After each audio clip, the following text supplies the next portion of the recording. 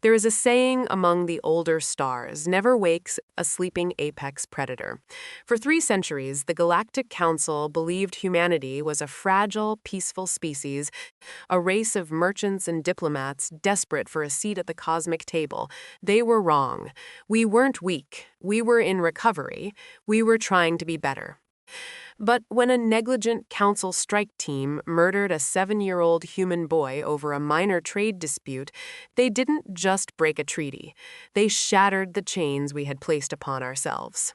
This is the story of the day the galaxy learned why Earth is classified as a death world. Zenith Station was the crown jewel of the Galactic Council. A sprawling metallic lotus floating in the neutral zone of the Perseus Arm. It was a place of high commerce, intricate alien diplomacy, and stifling bureaucracy. To the wealthy elite of the core worlds, it was a paradise. To Thiago and Sophia Brighton, it was supposed to be a new beginning. Thiago was a senior logistics coordinator for the Terran Trade Coalition, stationed on Zenith to oversee the export of Earth's agricultural surplus. Sophia, an architect, had spent the last 2 years designing the first human-centric habitat on the station. They had brought their 7-year-old son, Lucas, a boy with a profound fascination for the myriad of alien species that walked the promenade. Lucas knew the names of a dozen alien home worlds before he could spell his own middle name. The incident occurred on a cycle the station designated as High Market. The promenade was packed. Thiago was arguing with a customs official from the Zelaran Ascendancy, a towering chitinous species that currently held the Council's security portfolio. The dispute was trivial, a mismatched tariff code on a shipment of Terran wheat. The biological contamination protocols have changed. Human. The Zelaran officer buzzed through its vocal translator, its mandibles clicking with irritation. Your cargo is seized pending a Level 4 inspection. It's wheat, Thiago argued, keeping his tone carefully measured. Humanity was the newest species on the council, and their representatives were strictly ordered to maintain a posture of total compliance. It's been irradiated, sealed, and certified by your own agricultural ministers. My son and wife are waiting for me. Can we just file the addendum? A few meters away, Sophia was holding Lucas's hand. The boy was pointing excitedly at a passing merchant from the oceanic world of Thiasa. What happened next was a cascade of tragic bureaucratic arrogance. A localized riot broke out further down the promenade, a violent clash between 2 rival mercantile guilds from the outer rims. The Xi'an security forces, trained to handle thick-skinned, heavily armored species, responded with standard crowd control protocols. They deployed a perimeter of sonic pacifiers, heavy tripod-mounted cannons designed to emit a concussive shock wave that paralyzed the nervous systems of larger, denser beings. The Brightons were caught on the wrong side of the deployment line. "Wait!" Thiago shouted, seeing the Zelaran troopers engaging the heavy weapons. There are non-combatant species here. Humans don't have carapace armor. The commanding officer, a Zelaran named Vale, barely glanced at him. The algorithmic protocols of council law dictated that maintaining order superseded the safety of unarmored fringe species caught in an active zone. Vel signaled the activation. The shockwave hit the promenade. For a Zelaran, it felt like a heavy, exhausting pressure. For a human adult, it was agonizing. A localized rupturing of capillaries and a deafening concussion that dropped Thiago and Sophia to the deck. Blood pouring from their noses and ears. But for a 7-year-old child whose bone density and organ resilience evolved in the moderate gravity of Earth, it was catastrophic. The sonic wave pulverized little Lucas's internal organs instantly. When the ringing stopped and the dust settled, Thiago crawled across the polished Durac steel floor, his vision blurred with blood. He found his wife screaming, a silent, breathless sound clutching the limp, broken body of their son. Lucas's blue eyes were wide, staring at the artificial sky of the station, unseeing. The aftermath was a masterclass in bureaucratic sociopathy.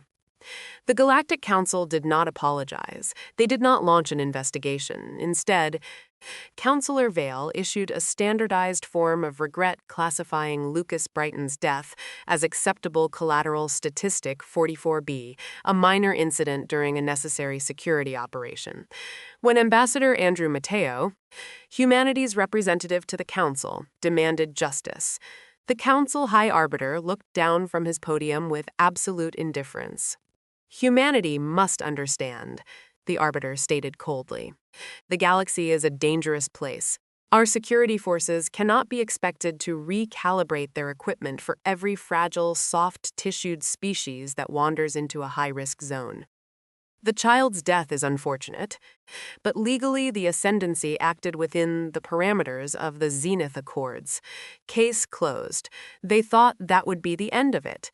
They thought the humans would weep, file their grievances, and retreat to their corner of the galaxy, too weak and dependent on council trade to do anything else. They didn't know that on Earth, Thiago Brighton was carrying a tiny mahogany casket through the pouring rain of Arlington, and they didn't know that humanity's peaceful demeanor wasn't a biological trait. It was a mask.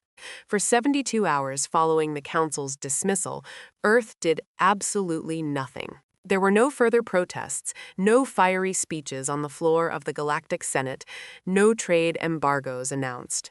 To the Xylarans and the rest of the Council, this was proof of human cowardice.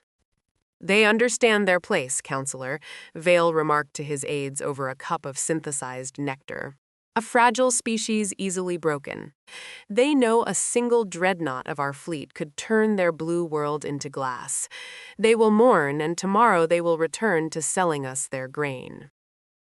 But the silence from Sector Sol wasn't the silence of submission. It was the silence of a hammer being drawn back.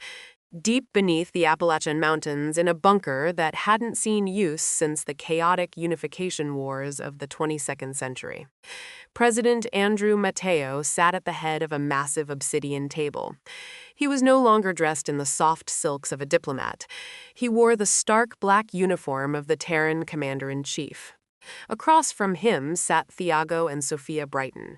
They looked hollowed out, ghosts of the people they had been just days prior. "The Council has made its ruling," President Mateo said, his voice heavy, echoing in the cavernous room. "They consider the murder of your son to be a mathematical necessity of their law. They believe we are weak, native species that has survived only by the grace of their treaties." Thiago stared at the table, his fists clenched so tightly his knuckles were white. "They looked at my boy, Mr. President. They looked at his body and they called it a statistic." "I know, Thiago," Mateo replied softly. He looked up, addressing the shadows at the far end of the room. "Admir, are the locks disengaged?" An older man stepped into the dim light. Admiral James Harry was a relic. While the rest of humanity had spent the last century breeding diplomats, scientists, and traders to integrate into the galactic community, Harry had been left to guard the basement. He was the warden of Earth's deepest, darkest secret. Before humanity ventured into the stars, they had almost destroyed themselves. They were a species forged in the fires of world wars, nuclear standoffs, and brutal planetary subjugation. When they discovered faster-than-light travel and realized they were not alone, the first human leaders made a terrifying calculation. "If we go out there as we are, we will either conquer the galaxy or we will burn it down." So humanity hid its teeth. They locked away the horrific weapons of the unification wars. They decommissioned the dreadnoughts, putting them into deep orbit around Pluto, cloaked in localized stealth fields. They presented themselves to the Galactic Council as a peaceful agrarian and scientific society. They played the role of the harmless new kid on the block.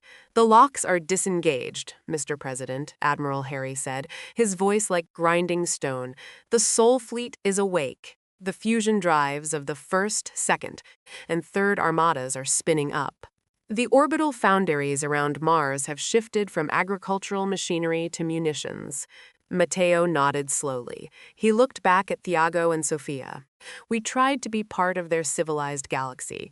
We accepted their rules, their insults, their condescension, all in the name of peace. But a society that accepts the murder of a child as a collateral statistic is not civilized. It is a machine, and it is time we break that machine. The president activated a global comms relay. Within seconds, a message was transmitted to every human outpost, every merchant ship, every mining colony in the galaxy.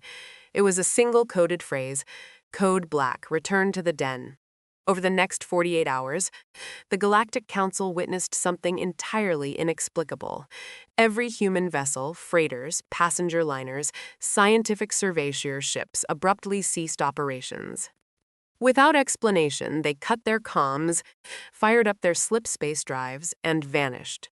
Human diplomats on alien homeworlds packed their bags in dead silence, boarded shuttles, and departed. What are they doing? An aide asked Counselor Vile on Zenith Station, watching the real-time tracking map as hundreds of green dots representing human ships vanished from the grid. Throwing a tantrum, Vile sneered, though a faint prickle of unease ran down his chitinous spine. They are attempting a total economic boycott. Let them starve themselves. They will come crawling back when their planetary economy collapses. But Earth wasn't boycotting. Earth was clearing the firing lines. Beyond the orbit of Pluto, the darkness of space began to warp and shimmer. The cloaking fields, maintained for over a century, powered down. Slowly, the true face of human engineering revealed itself. These were not the sleek, fragile trading vessels the aliens were used to. These were leviathans of war, ships built not for aesthetics, but for survival in a hostile universe.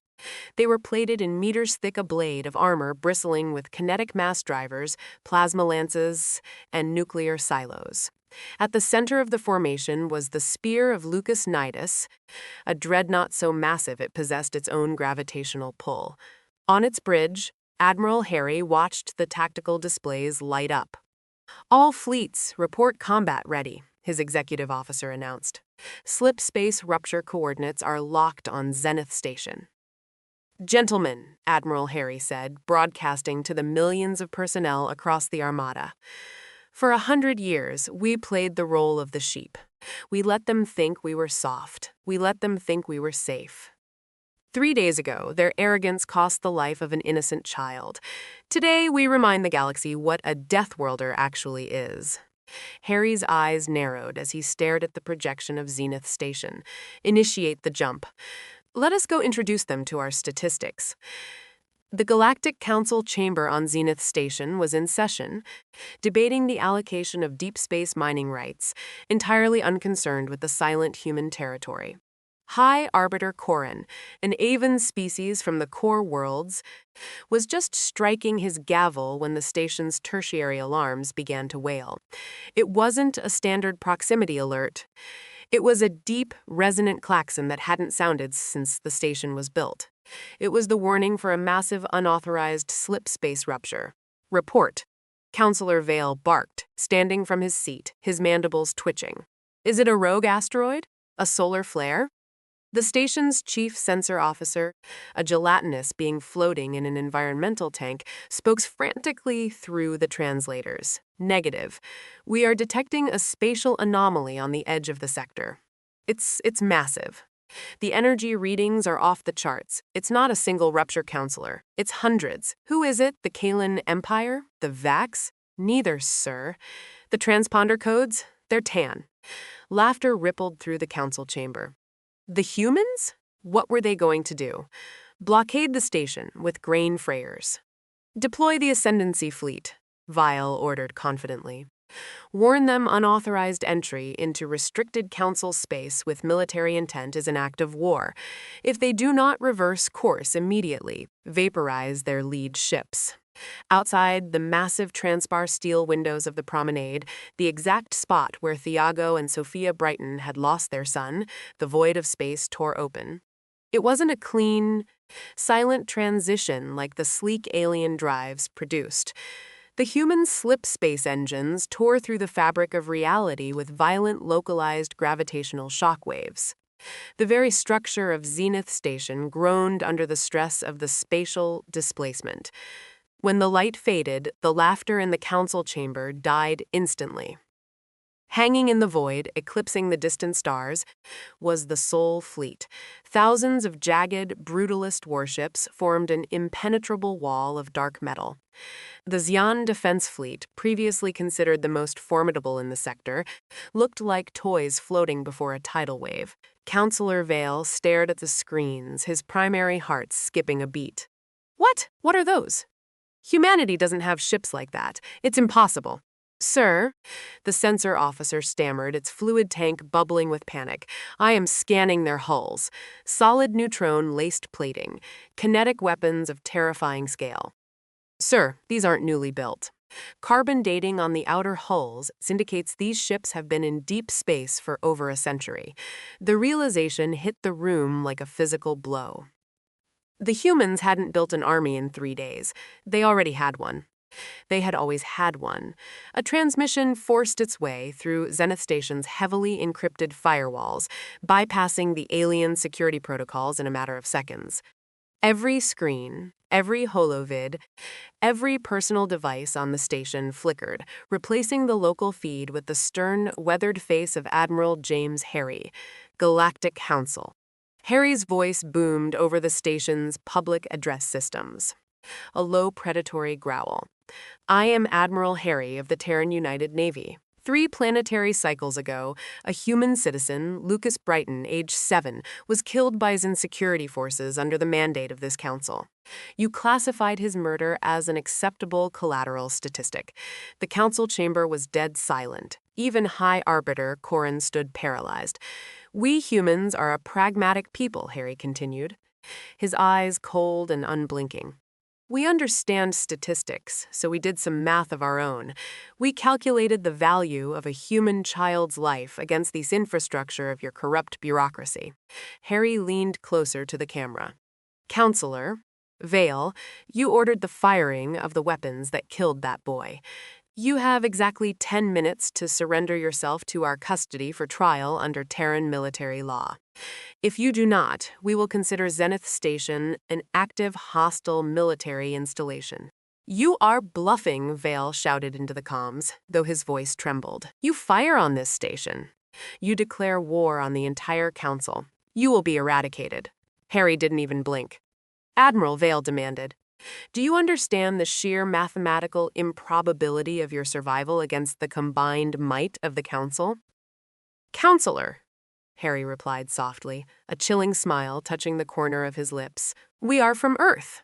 We survived ice ages, apex predators, global plagues, and each other. We are the statistical anomaly.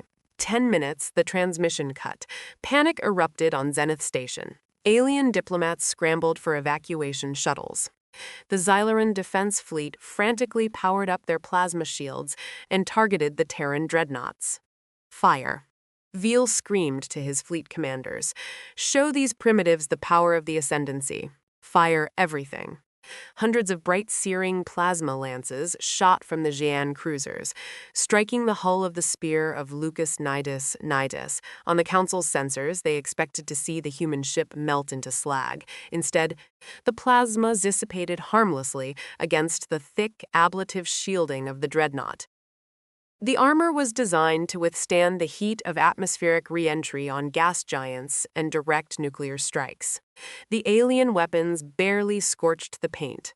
Aboard the spear of Lucas Nidus, Admiral Harry watched the timer count down to 0. They have chosen their statistic, Harry said calmly to his weapons officer. Target the Xyloran Defense Fleet. Kinetic batteries only. Let's show them what real physics looks like. Targeting locked, sir. Fire. The human ships didn't use elegant energy beams. They used mass drivers, magnetic rails, accelerating dense tungsten slugs to a fraction of the speed of light.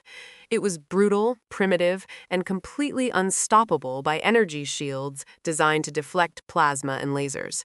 The first volley from the Terran fleet didn't just damage the Xi'an cruisers, It erased them. The tungsten rounds punched through the alien energy shields as if they were wet paper, slamming into the delicate, highly engineered hulls of the Ascendancy ships. The kinetic transfer was so absolute that the alien vessels were instantly shattered into millions of pieces of shrapnel.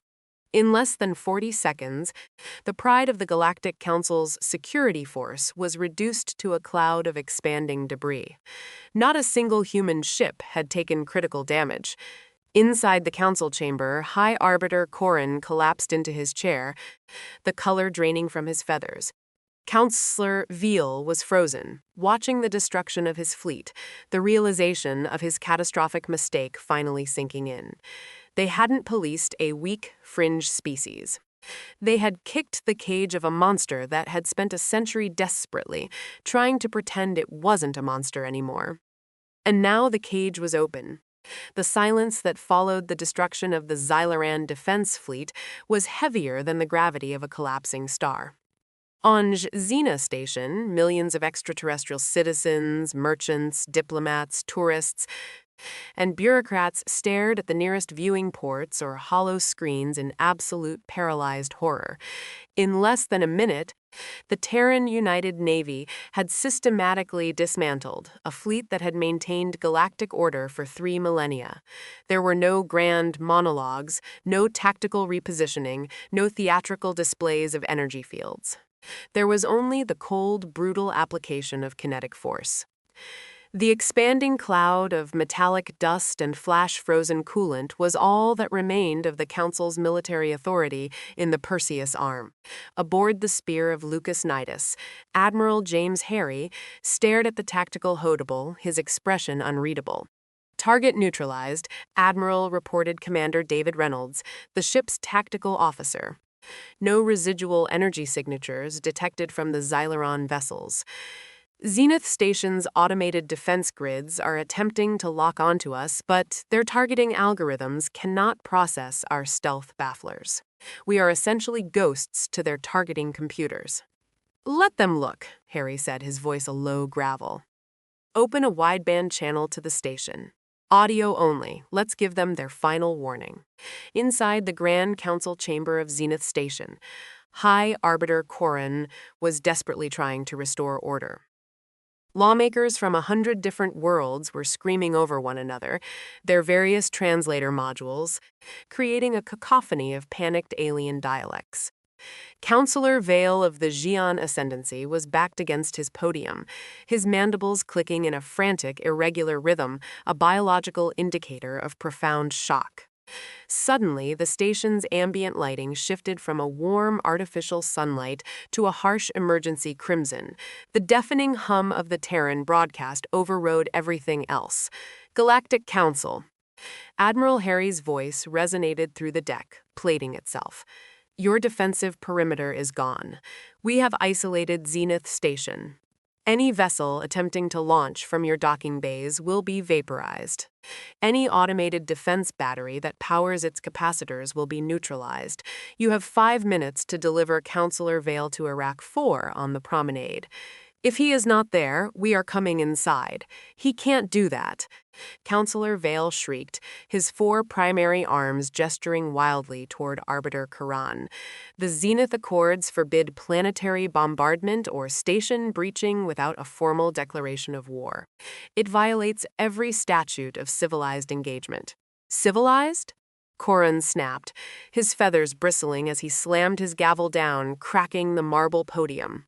You murdered one of their children and called it a statistic. Vel, you invoked the wrath of a death world. Look out the window. Do you think they care about our accords? We have to deploy the internal security garrison, Vale insisted, tapping frantically on his console to summon the station's heavily armored riot police. The Xyloran Ascendancy will not bow to unarmored, soft-tissued primitives. Lock down the blast doors, arm the security forces. We will repel their boarding parties and hold the civilians as hostages if necessary. They wouldn't dare risk their own people. Arbiter Corrin looked at Veal with a mixture of disgust and profound pity. You still do not understand, do you? You still think you are the predator. Outside, the Terran fleet shifted its formation.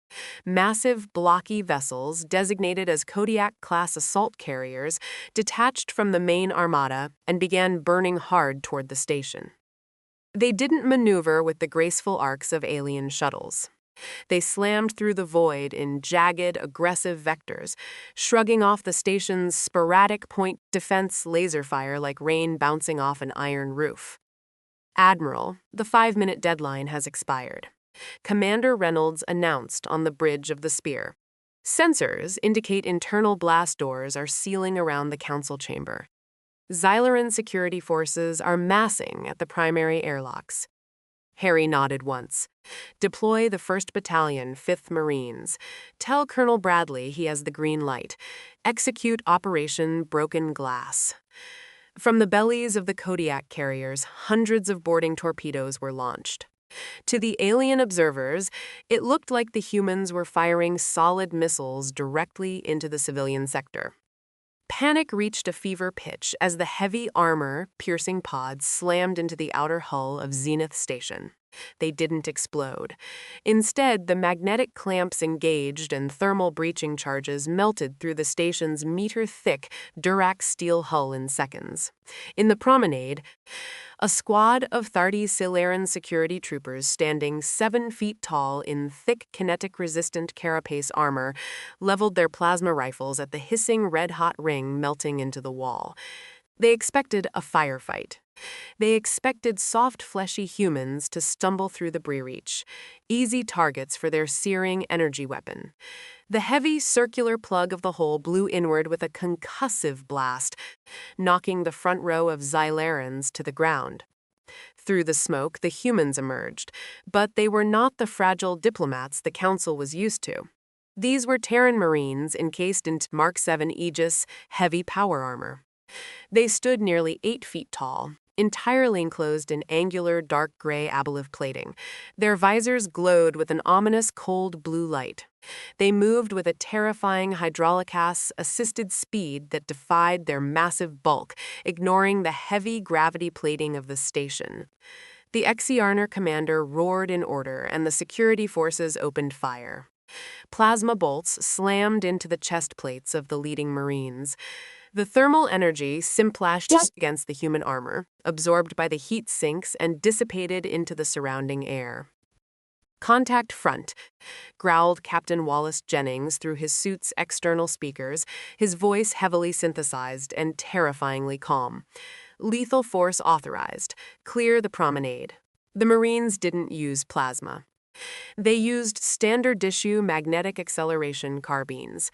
The deafening crack-crack of hyper-velocity tungsten rounds echoed through the cavernous promenade. The Xyloran carapace armor, designed to absorb energy weapons and blunt force trauma, shattered like glass under the armor-piercing kinetic rounds. It wasn't a battle. It was an extermination. In less than 30 seconds, the entire Xylar security detachment lay dead or dying. Not a single Marine had fallen. Captain Jennings stepped over the twitching body of a Xyloran enforcer, his heavy magnetic boots crunching on the pristine white tiles of the station's commercial hub. He looked around. Thousands of alien civilians were huddled in the corners of the promenade, screaming, covering their eyes, waiting for the slaughter. Jennings raised his armored hand, gesturing for his squad to halt. He activated his external translation matrix, projecting his voice across the massive room. "Terran Marines," Jennings announced, his voice booming over the cries of the crowd. "We do not fire on non-combatants. Keep your heads down. Stay where you are and no one else gets hurt. We are only here for the Council."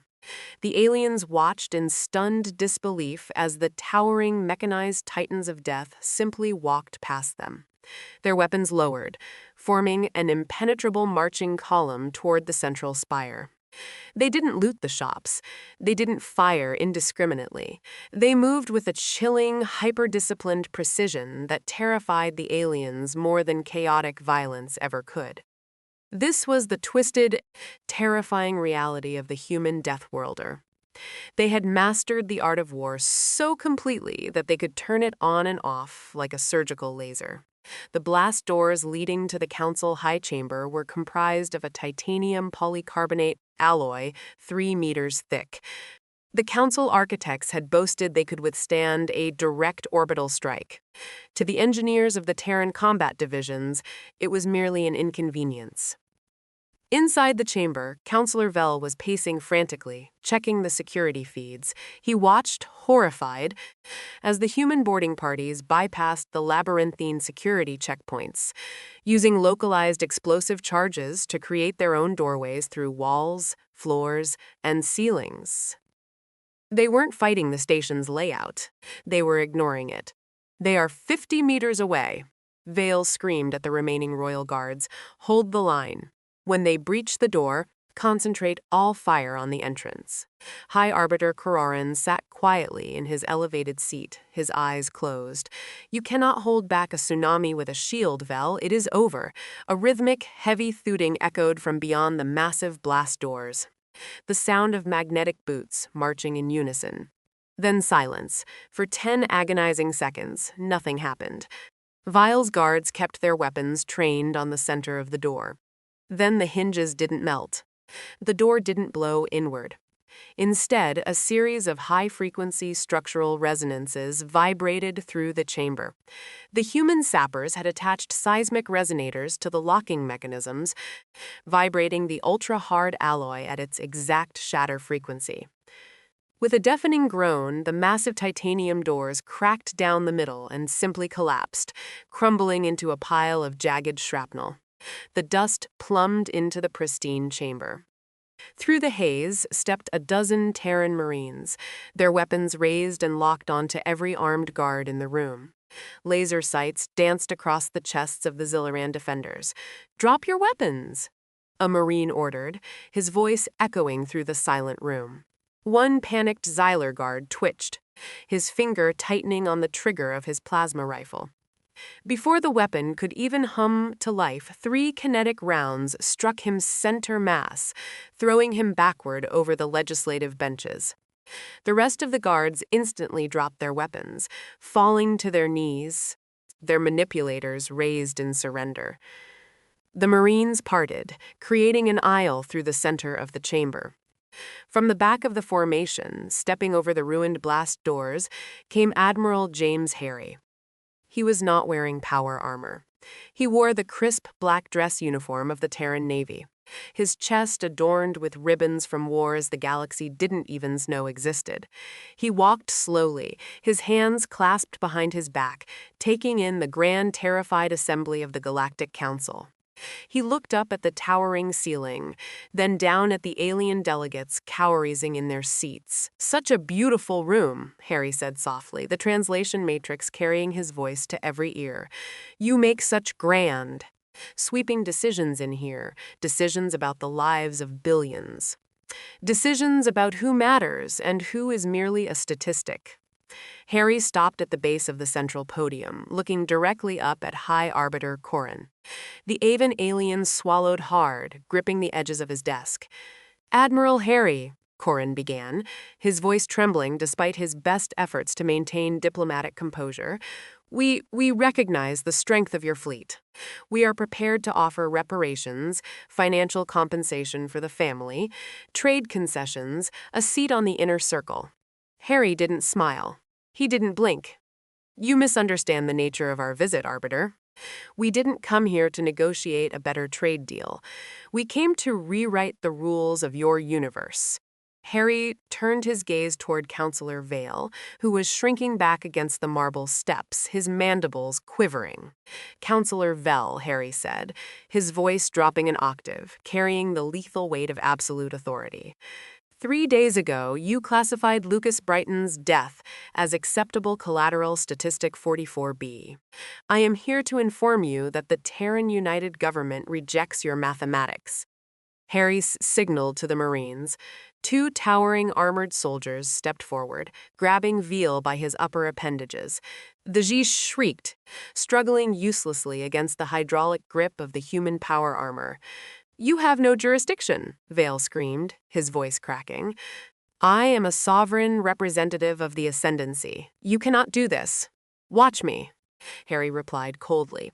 He turned back to the rest of the council, projecting a holographic document from a device on his wrist. It hovered in the center of the room, glowing blood red. "This is the Soul Doctrine," Harry announced, his voice ringing with absolute finality. "As of this moment, it supersedes all Zenith Accords within 1,000 light-years of Terran space. It has one core tenet, and I suggest you all commit it to memory." The Admiral swept his gaze across the room, ensuring he had the terrified attention of every species present. If any member of the Galactic Council, its security forces, or its affiliated governments harms a human civilian, if you spill a single drop of Terran blood through malice, negligence, or bureaucratic arrogance, we will not file a grievance. We will not seek reparations. We will bring the Sol fleet to your home world, and we will dismantle your military infrastructure until you are thrown back to the Stone Age. We will salt your skies with orbital fire. The silence in the room was absolute. The delegates realized they weren't dealing with a civilized political body. They were dealing with a highly organized pack of apex predators who had just established the boundaries of their territory. "We tried to be the gentle merchants," Harry continued, his tone softening just a fraction, hinting at the profound sorrow beneath the rage. "We hid our fangs because we knew how sharp they were. We wanted to be better than our history, but you demanded the Deathworlders. So here we are." Harry turned on his heel, his dress shoes clicking sharply on the marble floor. "Take him to the brig," he ordered the Marines, holding Vale. "He will stand trial in Arlington, Earth, and he will face a human jury." "Admiral?" Arbiter Corrin called out, his voice desperate. "What of the Ascendancy? What of our treaties?" Harry paused at the ruined threshold of the doors, looking back over his shoulder. "Your treaties are void. The Ascendancy fleet is dust. Pray we do not find any more errors in your paperwork, Arbiter." With that, the Tan forces withdrew. They moved with the same terrifying, disciplined silence with which they had arrived. They didn't linger to gloat. They simply marched back to their dropships, leaving the Galactic Council broken and forever changed. 6 weeks later, on a quiet rains afternoon in Arlington, Virginia, Thiago and Sophia Brighton stood beneath a sprawling oak tree. The air was cool, the sky a bruised purple. Beneath the trees was a small headstone carved from black marble. Lucas Brighton, beloved son. He loved the stars. Thiago held Sophia's hand, staring down at the fresh earth. The galaxy had been turned upside down. The news networks were flooded with endless reports of the Galactic Council capitulating to Terran demands.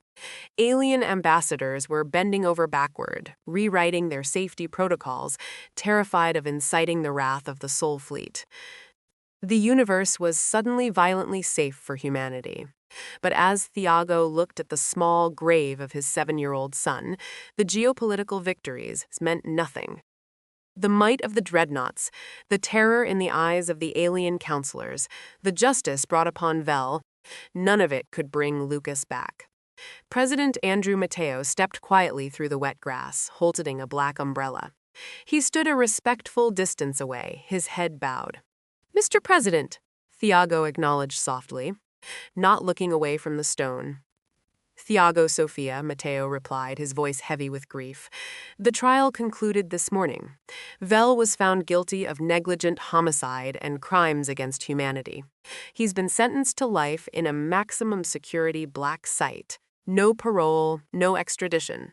Sophia pulled her coat tighter around her shoulders, a single tear cutting through the rain on her cheek.